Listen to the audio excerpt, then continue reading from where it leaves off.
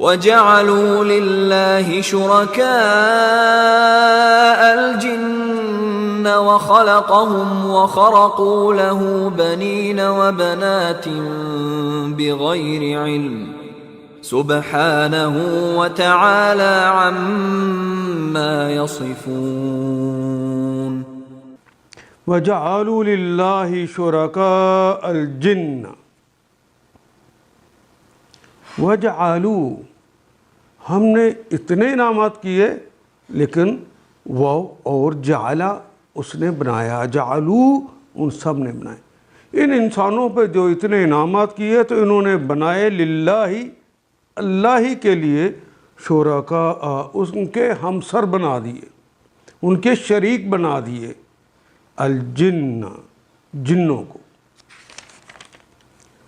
وَخَلَقَهُمْ، اور اس نے انہیں پیدا کیا، وَخَرَقُوا لَهُ، اور انہوں نے، اللہ نے تو ان انسانوں کو پیدا کیا، وَخَرَقُوا لَهُ، تو انہوں نے، خرقہ یخرق کہتے ہیں، خرقہ یخرق، ضربہ یضرب اس کا باب ہے، پھاڑنا، گھڑنا، کوئی چیز گھڑ کے بتانا.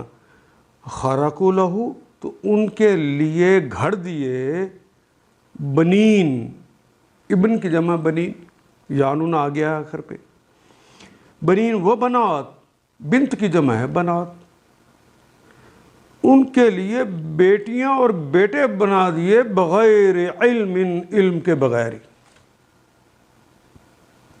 سبحانہ، سبحان،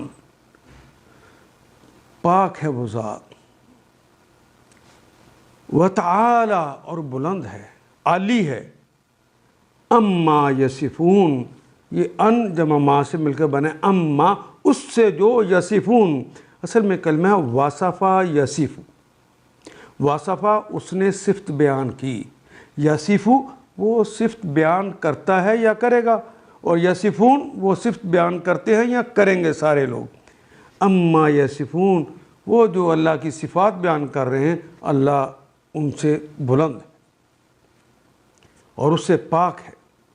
یعنی وہ کہتے ہیں جو اللہ کے بیٹے اور بیٹیاں ہیں، اللہ اس صفت سے پاک ہے، حالانکہ ان کا خالق ہے. وَخَلَقَهُمْ، ان کو پیدا کیا ہے اس نے. وَخَرَقُوا، تو اللہ نے پیدا کیا ہے انہیں، تو ان کے احسان کے بجائے کہتے ہیں تو بے جاننے بوجھے اس کے لیے بیٹے اور بیٹیاں تصنیف کر ڈالی، خود اپنے پاس سے گھڑ کر، حالانکہ وہ پاک اور بالا تر ہے. ان لوگوں سے جو یہ لوگ کہتے ہیں، ان آیات کو ایک دفعہ پھر تلاوت خود کیجیے، عربی و مبین پڑھتے ہوئے دیکھیے، کیا بات پوری اندر اتر رہی ہے؟ کیا یہ اردو کے سانچے میں ڈھلتی گئی ہیں عبارتیں؟ اگر بات سمجھ آنی شروع ہو گئی تو الحمدللہ یہی ہمارا ہدف ہے، اور یہ ہدف پورا ہو گیا.